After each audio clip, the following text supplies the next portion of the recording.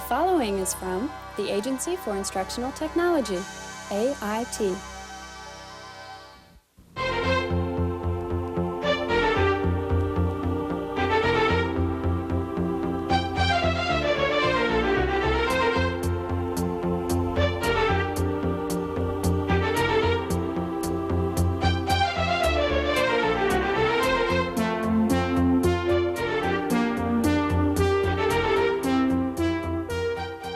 Paul will demonstrate the various media you can use for drawing, such as pencils, ink, paint, or chalk.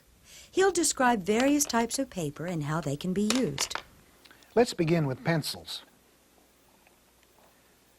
This common pencil can be purchased anywhere. You probably have many of them in your home. It's a good pencil. It's inexpensive.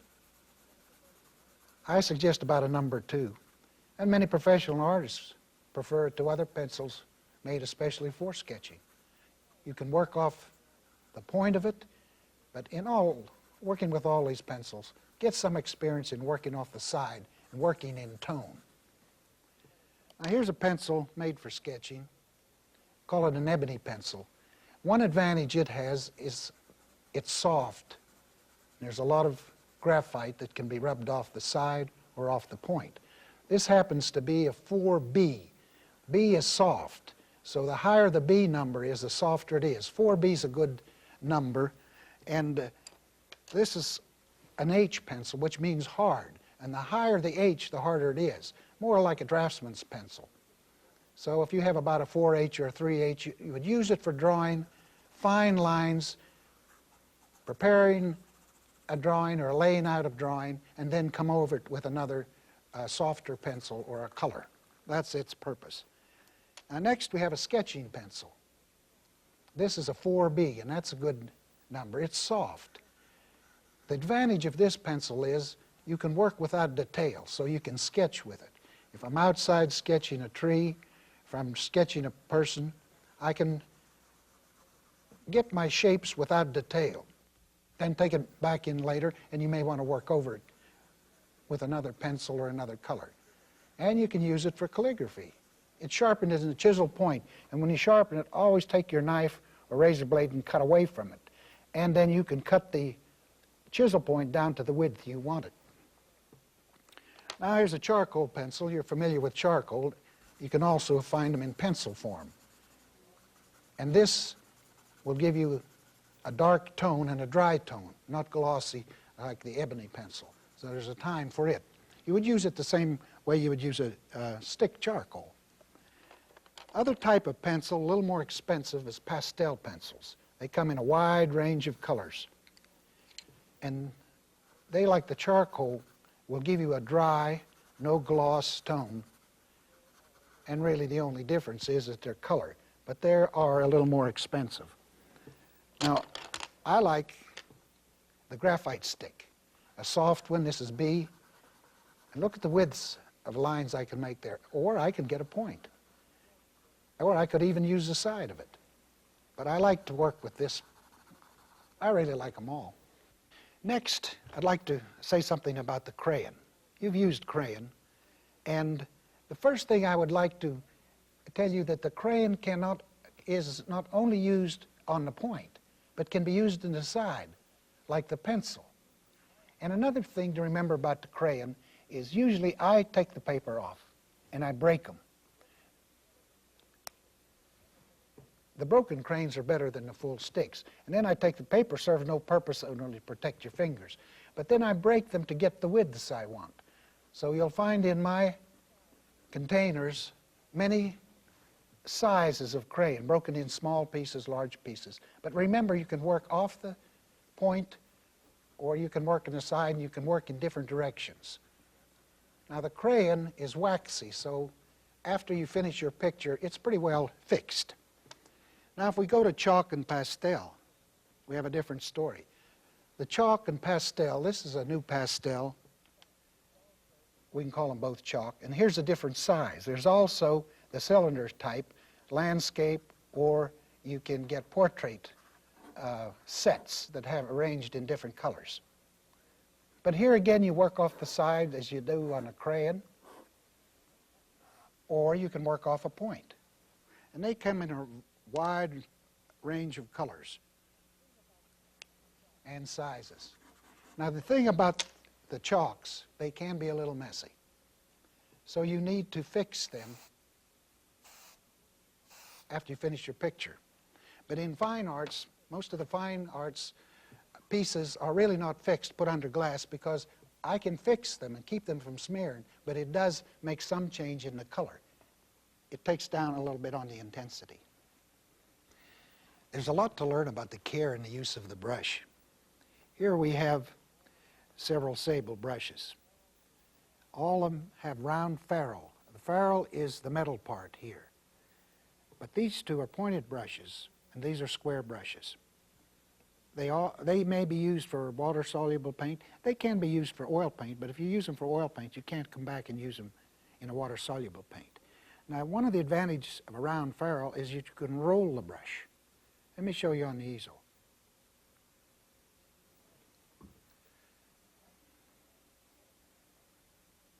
You always pull a brush. You never push it. See, like this? I'm pulling it. Now, if I want to change direction, I can, but I pull it this way. And, of course, it can be diagonal. But if I went this way, I'll ruin the brush through time. So we always pull the brush. Now, I can make fine lines with the brush. I roll the brush from the 3 fingers, the thumb and the 2 fingers here. And as I keep rolling it, it keeps repointing it.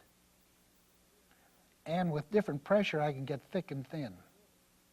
So you get a variation, and you get a rhythm with a brush stroke that's harder to get with a pen.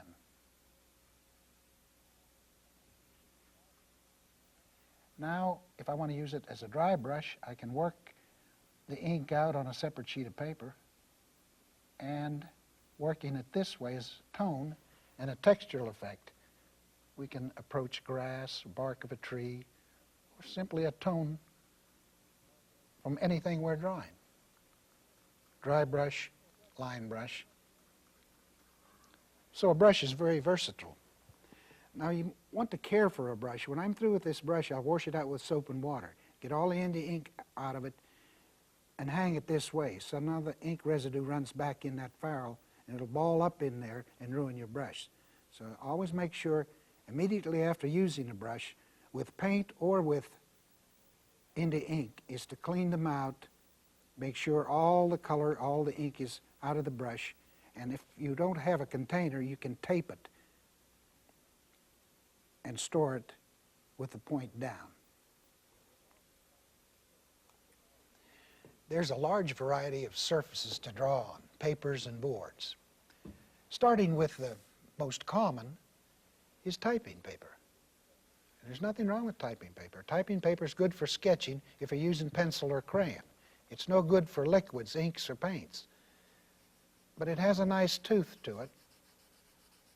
Not the best, and not for everything, but it has a tooth, meaning the surface. And there's various kinds of typing paper. The rough surface or matte finish is the best. But it is inexpensive, and for practice, it's a good surface. Now we have a surface you may have not seen. We call this coquille board. It'll take ink, and it'll take grease crayon, it'll take lithographic crayon. It has a pebbled surface to it, a pattern. And when we put a tone on that, you see the pattern we get? Now you can change the pattern by darkening it and get a variation. And you could use crayon and color. And you can use ink in conjunction with it. Coquille board. Now here's a very versatile board. We call this Bristol board. It's used by cartoonists and people with pen and ink, brush and ink, but you can use paint on it. It's a hard surface. It's not inexpensive, but for pen and ink and brush and ink, you could use crayon, you could use pastel. It's very versatile.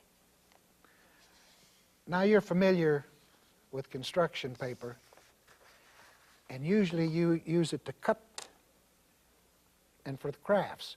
But it's also a nice surface and a variation of color to use for colored chalks. It has a nice tooth. It's a little flimsy and a little thin. But it does come in a variety of colors.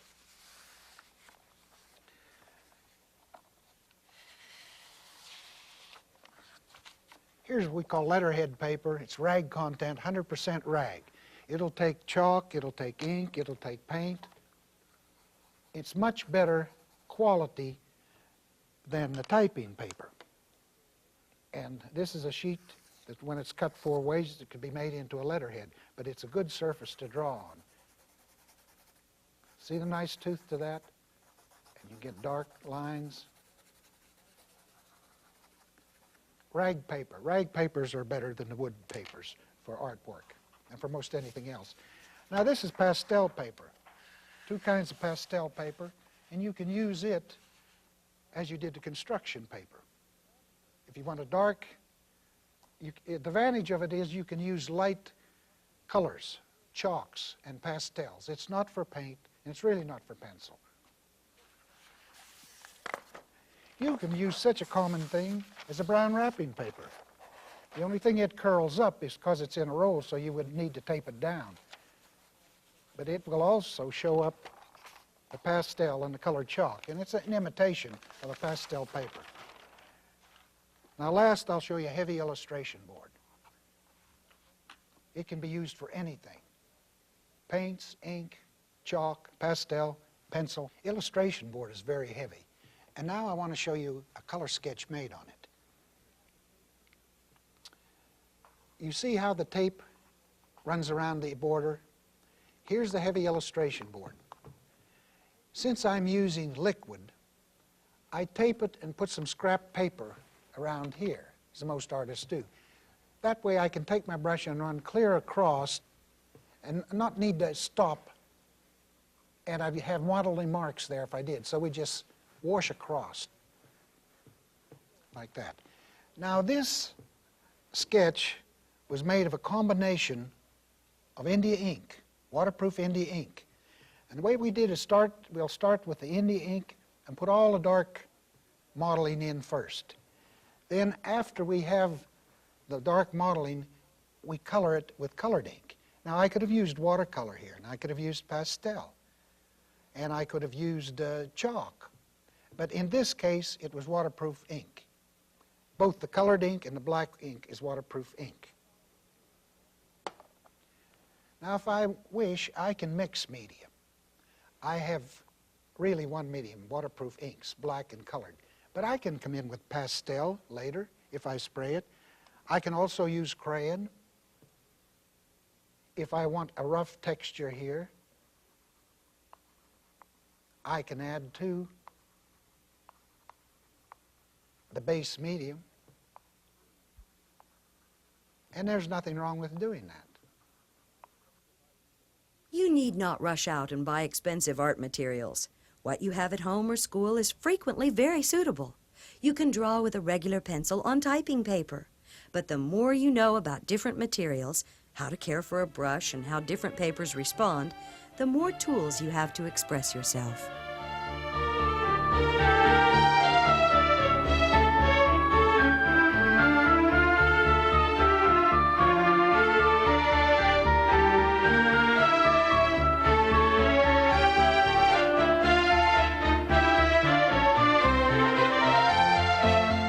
Drawing with Paul Ringler is produced by the Agency for Instructional Technology in association with the Oklahoma Educational Television Authority.